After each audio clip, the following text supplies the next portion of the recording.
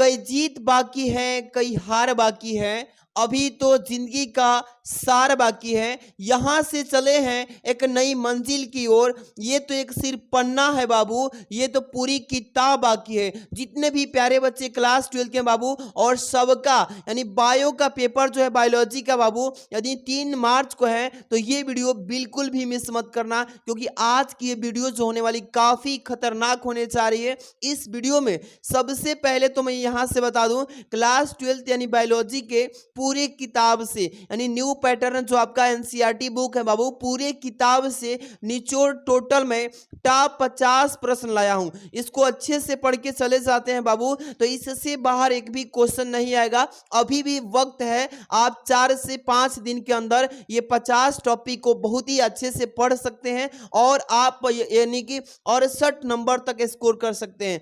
बिल्कुल आज की इस वीडियो को मिस मत करना। टॉपिक को नोट करने के लिए फटाफट से अपना क्वेश्चन बैंक या अपना नोटबुक निकाल के टिक लगा लो फटाफट से, और टॉप ये 50 क्वेश्चन को पढ़ के जाना।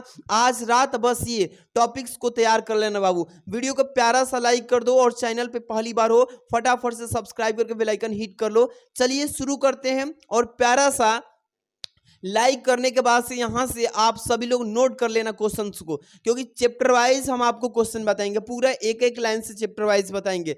सबसे पहला आपका क्वेश्चन है बाबू, देखिए कि पुष्प में दल का कार्य क्या है। ये पेपर में पूछेगा कि पुष्प जो होता है फूल, उसमें दल जो होता है उसका काम क्या होता है, ये पेपर में पूछ सकता है। तो ऐसे ही टॉप ये क्वेश्चन फर्स्ट था।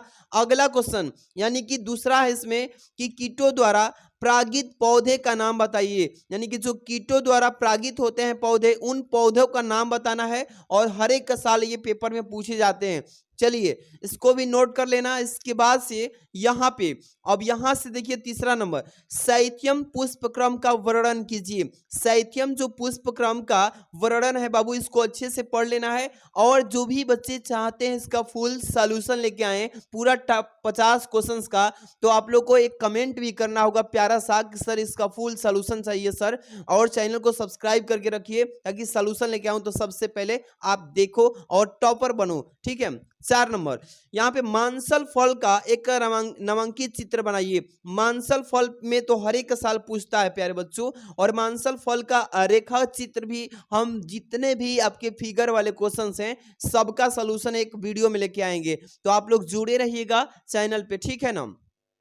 इसके बाद 5 नंबर देखिए, अनून मिल्स, यहाँ पे लिखा है ना अनून्य मिल्स, यानी प्रागणी पुष्पों में परागण के प्रकार को स्पष्ट कीजिए। इसी तरीके से लिख कर आएगा पेपर में, एकदम हलवा आता है बाबू, ज्यादा नहीं डरना है, आराम से तैयारी करिए। 3 से 4 दिन में पूरा बेहतर से बेहतर चीजें सिखाएंगे, ट्रिक बताएंगे, सब तैयारी करा देंगे।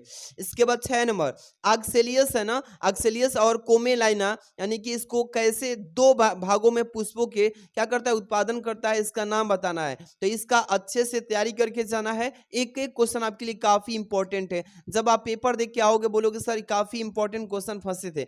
यहाँ पे देखिए स्त्री केसर, इसी को जयांग बोलते हैं, का नामांकित चित्र बनाइए। स्त्री केसर जयांग का भी फिगर बनाना है, अच्छे से पढ़ के जाना है। चलिए अगला प्रश्न है 8वां कि आभासी फल का एवं वास्तविक फल का दोनों में से अंतर डिफरेंस बताइए, और सेव किस प्रकार की कोटि का फल है और क्यों है ये भी बताइए। तो एकदम वेरी आईएमपी क्वेश्चंस हैं। जितने भी प्यारे बच्चे इस वीडियो को देख रहे हो एक एक क्वेश्चन को मिस मत करना बाबू, ठीक है। इसके बाद 9 नंबर देखिए, फल के निर्माण पर संक्षिप्त में टिप्पणी लिखिए कि फल का निर्माण कैसे होता है, कौन कौन से उसमें भाग पहले बनते हैं, इस पहले पुष्प बनता है, इसके बाद इसी तरीके से आराम से उसका निर्माण वाला टिप्पणी अच्छे से तैयार कर लेना, काफी वायरल क्वेश्चंस हैं। अब इसके बाद हम चलेंगे एक और भी प्यारा सा, यहां से अगला क्वेश्चन ध्यान से समझिएगा। यहां से देखो बाबू 10 नंबर को क्या लिखा है कि दोहरा निषेचन क्या है।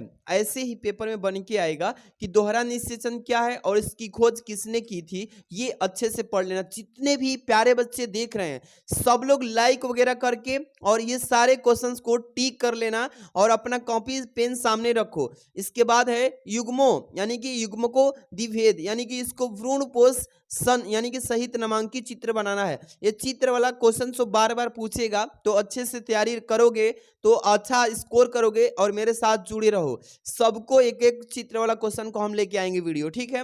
भ्रूणपोष यहाँ पे कह रहा है कि क्या है, इसको भ्रूणपोष को परिभाषा लिखने के लिए बोला है और इसके विकास की प्रक्रिया क्या है, इसका कार्य क्या है, ये बताइए। तो इसी तरीके से क्वेश्चंस आएंगे पेपर में। इसमें लंग और शॉर्ट, दीर्घ उत्तरी, लघु उत्तरी सब हम इसमें विस्तृत उत्तरी सारा क्वेश्चन इसमें मतलब लेके आ चुके हैं। आपको डरना नहीं है, सब पढ़ के जाना है। इसके बाद 13 नंबर, पुरुष जनन तंत्र का एक नामांकित आरेख बनाइए। जो पुरुष का जनन तंत्र होता है बाबू, यानी कि इसको अच्छे से तैयार कर लीजिएगा। मैं इसका पर्सनल एक वीडियो लेके आऊंगा पुरुष जनन तंत्र पे, एक इसका चित्र बनाना सिखाऊंगा बोर्ड पे, ठीक है ना। तो डरना नहीं है, अच्छे से तैयारी के लिए लगे रहो जुनून के साथ, स्कोर अच्छा करोगे बाबू, ठीक है। और बढ़िया से इसको नोट करते चलो। मानव शुक्राणु का एक नामांकित चित्र बताइए, यानी कि इसका चित्र बनाना है कि मानव का शुक्राणु पे चित्र हमेशा आता है, बढ़िया से बनाना। इसके बाद 15 नंबर, मानव में गुणसूत्रों की संख्या कितनी होती है। आप सभी को पता है, बहुत ही प्यारा सा क्वेश्चन है, हर एक साल पूछता है कि मानव में गुणसूत्रों की संख्या कितनी होती है। अगला है प्लेसेंडा पर टिप्पणी लिखिए। क्या है बाबू, प्लेसेंडा। प्लेसेंडा को लिख लो और अच्छे से इस पे टिप्पणी दिमाग में फिक्स कर लेना जाने से पहले। इसके बाद है लीडिंग कोशिकाओं के क्या कार्य है। लीडिंग कोशिकाएं के जितनी भी लीडिंग कोशिकाएं हैं उसका कार्य बताना है, अच्छे से तैयार कर लो। इसके बाद हम 18 नंबर पे चलेंगे और इसका हम सॉल्यूशन भी बताएंगे, चिंता मत करिएगा। जो भी बच्चे चाहते हैं कि सॉल्यूशन सर लाइए तो सब लोग लाइक कर देना और कमेंट प्यारा सा करना कि सर फुल सॉल्यूशन लाइए, तो जरूर लाएंगे। 18 नंबर, स्तन ग्रंथि के आरेखीय काट का नामांकित चित्र बनाइए। स्तन जो ग्रंथि होती है ना, इसका आरेखीय चित्र का काट बनाना है, अच्छे से इसका फिगर बनाना है, तैयार कर लेना। इसके बाद ZIFT और MTP का पूरा नाम पूछा है, फुल फॉर्म, तो इसको अच्छे से तैयार कर लेना, ये पेपर में पूछ सकता है प्यारे बच्चों। आगे चलेंगे 20 नंबर क्वेश्चन, ध्यान समझिएगा कि जनसंख्या विस्फोट पर निबंध लिखिए। देखिए आपने जैसे निबंध पढ़कर गया था ना हिंदी में, वैसे ही जनसंख्या विस्फोट पे भी आप निबंध लिख लीजिएगा। ज्यादा नहीं, आप कम से कम एक पेज में पूरा इसका विस्फोट बता दीजिएगा, ज्यादा नहीं बताना है, थोड़ा सा कम भी चलेगा लेकिन अच्छे से लिखिएगा। 21 नंबर, यहाँ पे लिखा है ना, पन्ने निषेचन यानी कि IVF की प्रक्रिया का व्याख्या कीजिए। और ये क्वेश्चन बहुत ही महत्वपूर्ण है बच्चों, इसको अच्छे से पढ़ के जाना। 22 नंबर देखिए, परिवार नियोजन पर टिप्पणी लिखिए। ये तो हर एक साल ही पूछा जाता है, परिवार नियोजन पे टिप्पणी लिखो, इसको अच्छे से पढ़ के जाना भाई, बहुत ही वायरल टॉपिक है। इसके बाद यहाँ पे टर्नर सिंड्रोम एवं क्लाइनफेल्टर यानी दोनों टर्नर और क्लाइनफेल्टर सिंड्रोम में गुणसूत्रों की संख्या कितनी होती है, सभी बच्चे पढ़े होंगे ना, मैंने इसको बहुत बार पढ़ाया है। टर्नर और क्लाइनफेल्टर में सिंड्रोम में जो गुणसूत्र होते हैं कितने होते हैं, बहुत बार बताया है। इसके बाद 24 नंबर, अनिषेक जनन को परिभाषित करना है। इसमें अनिषेक जनन को थ्योरी लिखना है, यानी कि इसका परिभाषा लिखना है, और मधुमक्खियों में लिंग का निर्धारण की प्रक्रिया का वर्णन करना है कि कैसे मधुमक्खियों में लिंग का निर्धारण होता है। अच्छे से इसको पढ़ के जाना, डरना तो बिल्कुल नहीं है प्यारे बच्चों। एक एक प्रश्न का हम सॉल्यूशन भी बता देंगे आपको, तो प्यारा सा लाइक तो बनता है, सब लोग लाइक कर देना। चैनल पे पहली बार हो तो सब्सक्राइब करके जुड़े रहिएगा सब लोग, और आपको डेली हम वीडियो बहुत ही प्यारा प्यारा लाएंगे जो पेपर में सीधे हेल्प करेगा, ठीक है। इसके बाद चलेंगे 25 नंबर, अपूर्ण प्रभाविता को उपयुक्त उदाहरण की यानी कि समझाइए। यानी कि इसका कह रहे कि उपयुक्त जो भी इसके अपूर्ण प्रभाविता है ना, इसका परिभाषा लिखने के साथ में इसका एग्जाम्पल भी दीजिए कि क्या होता है ना, इसको अच्छे से पढ़ लेना।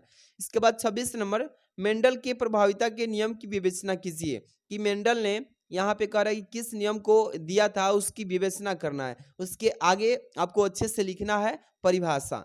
इसके बाद 27 नंबर, DNA एक अनुवांशिक पदार्थ है, व्याख्या करके बताइए कि DNA जो है एक अनुवांशिक पदार्थ है, इसकी व्याख्या करना है, कैसे करेंगे, इसको पढ़ लेना। 28 नंबर, DNA तथा RNA में अंतर बताइए, और हर एक का साल पूछता है DNA और पूछा है बाबू RNA, इसमें आपको डिफरेंस बताना है, ये काफी वायरल क्वेश्चन है, पढ़ के जाना, ठीक है।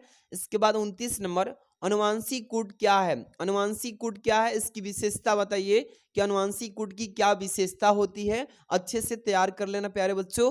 और वीडियो को भाई लाइक करो, चैनल पहली बार हो सब्सक्राइब कर लो, और कमेंट में कोई भी दिक्कत हो तो कमेंट कर दीजिए, उसके हिसाब से हम आपको वीडियोस देते रहेंगे बाबू, ठीक है।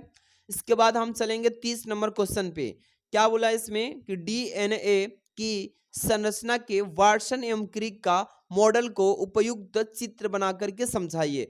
तो देखिए बाबू, डीएनए जो संरचना बनाया जाता है वाटसन और क्रिक ने दिया था, इसका पहले तो फिगर बना लोगे। मैं बहुत ही प्यारा सा फिगर बना के समझाया भी है, अच्छे से इसको तैयार करना, उसका नामकरण भी याद कर लेना कि कौन सा पार्ट का क्या नाम है, ठीक है। इसके बाद चलिए सेंट्रल डोगमा पे टिप्पणी लिखिए। ये पेपर में भाई आने वाले टॉपिक्स हैं, जो भी प्यारे बच्चे इसको पढ़ के जाएंगे डरना मत। इतने टॉपिक्स को अच्छे से जो बच्चा 50 को नोट कर लेता है, इससे बाहर नहीं होगा भाई। सेंट्रल डोगमा को पढ़ के जाना बिल्कुल आराम से। 32 नंबर देखिए क्या लिखा है इसमें कि डार्विन के योगदान पे टिप्पणी लिखिए। जो डार्विन है ना, वो कौन सा योगदान दिया था उसका टिप्पणी लिख के बताना है। पेपर में आने वाले टॉपिक्स हैं, ठीक है। आगे क्वेश्चन देखिए प्यारे बच्चों, मानव स्वास्थ्य तथा रोग पे टिप्पणी लिखिए। मानव स्वास्थ्य जो है और इसमें कौन कौन से रोग होते हैं, इस पे टिप्पणी लिखिएगा, अच्छे से तैयार करके जाना है। अगला टॉपिक पे हम चलेंगे, काफी लॉन्ग टॉपिक्स हैं, दीर्घोत्तरी, अच्छे से पढ़ के तैयार करके ही जाना है, ठीक है। नोट करते चलो, जो भी बच्चे नोटबुक में नोट कर रहे हैं या टिक लगा रहे हैं, बहुत ही अच्छी बात है। इस पे स्टार लगा लेना सब लोग। आप बढ़िया से तैयारी करो इस टॉपिक्स को, ठीक है। प्रतिरक्षा तंत्र से आप क्या समझते हैं? प्रतिरक्षा तंत्र क्या है और इसकी खोज करने वाले वैज्ञानिक का बस नाम बता दीजिए, ये हो जाएगा आपका काम, ठीक है। अगला प्रश्न है इसमें 35 नंबर की उपार्जित तथा सहज जन्मजात प्रतिरक्षा महोदी यह कीजिए और प्रत्येक का उदाहरण भी दीजिए। तो इस तरीके से आप अच्छे से इन सारे टॉपिक्स को नोट कर लेना और तैयारी करते रहिए, मतलब कम से कम 10-12 टॉपिक को रिवीजन में ले लीजिए, ठीक है। अगला है 36 नंबर कि फाइलेरियसिस पे टिप्पणी लिखिए। फाइलेरियसिस बहुत बार भाई पेपर में आ चुका, हम देखे हैं, तो अच्छे से इसको भी अच्छे से टिप्पणी जो है इसकी व्याख्या करने वाला बढ़िया से पढ़ के जाना है, ठीक है। अगला है 37 नंबर, मानव कल्याण में सूक्ष्म जीवों की भूमिका पे निबंध बताइए कि क्या होगा इसका निबंध। तो जो कल्याण है इसके सूक्ष्म जीव पे भूमिका बता दीजिएगा, हो जाएगा। चिंता नहीं करना है बाबू, सब लोग बढ़िया से तैयारी करिएगा और एक एक क्वेश्चन को रट्टा मार लीजिएगा और समझ के भी जाना है, रटने से ज्यादा नहीं होने वाला है कुछ। अगला है बायोरिएक्टर पे संक्षिप्त में यहाँ पे टिप्पणी लिखना है, बायोरिएक्टर, तो इसको भी अच्छे से पढ़ के जाना, ठीक है। अगला है 39 नंबर यानी कि प्लाज्मिड क्या है इसमें, पीबीआर 322 पर एक टिप्पणी लिखिए। तो ये टॉपिक्स अच्छे से पढ़ के जाने हैं, सब अच्छे से तैयार करके जाओगे तो एक भी क्वेश्चन जो है बाहरी से नहीं आएगा। बस और कुछ ही क्वेश्चन हैं, अच्छे से देख लो। क्या है इसमें 40 नंबर, जैव प्रौद्योगिकी के बारे में आप क्या समझते हैं?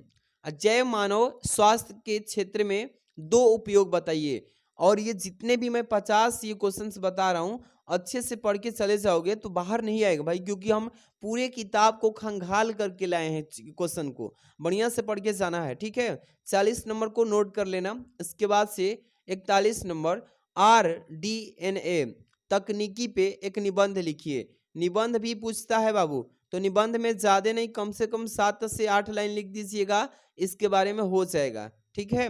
आगे हम चलेंगे 42 नंबर, ध्यान से समझिए क्या लिखा है कि मानव इंसुलिन पर टिप्पणी लिखिए। जो मनुष्यों का इंसुलिन होता है इस पे आपको क्या बोला है, टिप्पणी लिखिए। तो मानव इंसुलिन को अच्छे से पढ़ के जाना बिल्कुल बेहतर तरीके से, ओके बाबू। अगला है 43 नंबर की परजीनी क्या है, इसी को इंग्लिश में इस भाषा में ट्रांसजेनिक बोलते हैं, जंतु क्या है, यानी कि परजीवी जंतु क्या है और इसका उत्पादन यानी किया गया जाता है, यानी कि कह रहा है कि इनका उत्पादन क्या किया जाता है, माने इसके द्वारा मानवों के लिए इसकी क्या उपयोगिता है, इस पे संक्षिप्त में टिप्पणी दीजिए। तो ऐसे ही क्वेश्चंस आएंगे, बढ़िया से तैयारी करना। अगला क्वेश्चन है 44 नंबर, क्या है कि दलहनी पौधों की भूमिका के उर्वरा शक्ति बढ़ाने में भूमिका बताइए क्या होती है।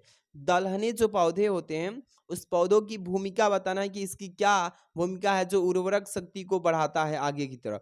तो इसको पढ़ लेना बाबू। अगला प्रश्न है इसमें, ये अगला है, समझिए कि इसमें टॉपिक पूछा है, इसको हम अगला टॉपिक में ले लिए हैं। इसे निम्नलिखित पे टिप्पणी लिखिए। कौन नंबर लिखा है, परजीविता। ये टिप्पणी लिखने वाला, ये जितने भी टॉपिक्स बता रहा हूँ इसको छोड़ना मत। परजीविता पे टिप्पणी याद कर लेना, सहजीविता पे भी पूछ सकता है, इसके बाद भोजिता, इसको भी अच्छे से पढ़ लेना। इसके बाद अंतर पढ़ लेना, अंतर यानी कि जातीय परजीविता पर, तो इसको अच्छे से पढ़ लेना। ये टॉपिक को आप स्क्रीनशॉट लगाई लो और इसको अच्छे से तैयार करना, ठीक है बाबू। अगला है 45 नंबर, ध्यान से देखिए। उपर्युक्त यानी आरेख है बाबू। उपर्युक्त आरेख की सहायता से संभार तंत्र समष्टि वृद्धि वक्र का वर्णन कीजिए। इसी तरीके से पेपर आएगा, तो आपको करना क्या है, जो संभार तंत्र समष्टि वृद्धि वाला आरेख है उसको तैयार कर लेना अच्छे से, ठीक है। अगला है 47 नंबर 46 नंबर, पारिस्थितिक तंत्र के घटकों की क्या कीजिए, व्याख्या कीजिए। पारिस्थितिक तंत्र के कौन कौन से घटक हैं, बढ़िया से पढ़ना। 47 है कि राष्ट्रीय उद्यान पर संक्षिप्त में टिप्पणी लिखिए, कि राष्ट्रीय उद्यान क्या होते हैं, इसका संक्षिप्त में आपको टिप्पणी लिख के बताना है बस। 48 देखिए, जैव विविधता तप्त स्थल पर टिप्पणी लिखिए। जैव विविधता तप्त स्थल को अच्छे से पढ़ लेना। इसके बाद 49 देखिए, बायोस्फीयर रिजर्व यानी कि जीव मंडल आरक्षित क्षेत्र है, इस पे आपको टिप्पणी लिखना है। तो टोटली में 50 लाया था, यानी कि 49 यहाँ तक है, एक क्वेश्चन यहाँ पे है, ठीक है। इसका जो है मैंने यहाँ पे नंबरिंग नहीं किया था, तो यही 50 क्वेश्चन। इस क्वेश्चन का पीडीएफ अगर आप लेना चाहते हो तो पीडीएफ भी ले लो भाई, हम दे देते हैं आपको, टेंशन मत लो। सब लोग जितने भी बाबू अभी नए नए जुड़े हो, एक बार प्लीज लाइक कर दो चैनल को और सब्सक्राइब भी कर लेना, अगर नहीं किया सब्सक्राइब तो बेल आइकन प्रेस करके रखो। वीडियो डेली डालते हैं अच्छी अच्छी। अब इसका पीडीएफ चाहिए तो टेलीग्राम ज्वाइन कर लो। टेलीग्राम आप लोग जो बच्चे ज्वाइन नहीं किए हैं, प्ले स्टोर से भी डाउनलोड कर लेना टेलीग्राम, ठीक है। आप क्या करना, डीके सर सर्च करना, डीके सर क्लासेज। क्या सर्च करोगे, डीके सर क्लासेज सर्च करोगे, तुरंत ही वहां पे आ जाएगा मेरा डीपी, और डीके सर क्लासेज में ज्वाइन हो जाओ। इसका पीडीएफ हम तुरंत भेजेंगे, अच्छे से तैयारी में लगे रहो। इसका सोल्यूशन के लिए आप लोग कमेंट करिए कि सर इसका फुल सोल्यूशन लेके आइए, तो मैं सोल्यूशन लेके आ जाऊंगा, लेकिन आप लोग कमेंट करना होगा, ठीक है। Thanks for watching.